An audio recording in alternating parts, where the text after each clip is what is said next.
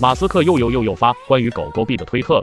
美东时间4月3日周一下午，推特用户的官方主页键上方不再是以往的蓝色小鸟推特标志，而是改成了一个柴犬的卡通头像。推特官方在此前并没有任何官宣以上的变动，本周一也没有回应媒体有关主页变动的问题，唯一相关只有马斯克发的那个推文。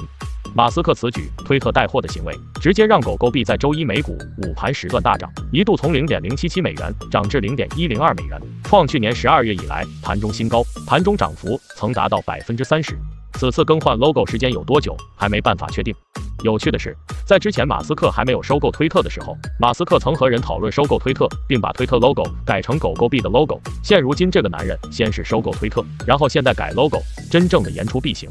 狗狗币的2013年诞生，澳大利亚企业家杰克逊·帕尔默和软件工程师比利·马库斯认为比特币就是空气，为了嘲弄比特币，他们俩上网下载比特币的开源代码，稍作修改，又把比特币的图标改成当时网上流行的日本柴犬做 logo。就这样，只用了几个小时，就打造出狗狗币这种数字货币。他们本意就是你们说比特币多有价值，我们随便复制粘贴，就能创造出一个所谓的有价值的币种。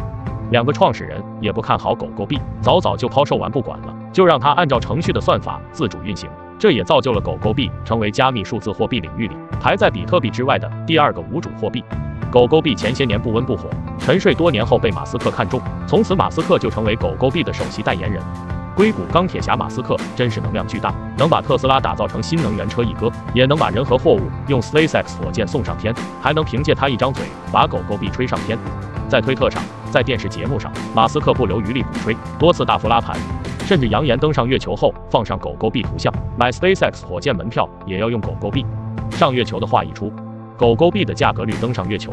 CoinDesk 数据显示，在1个小时时间，狗狗币从每约0.054美元大涨至最高点时的约0.069美元，涨幅高达27%。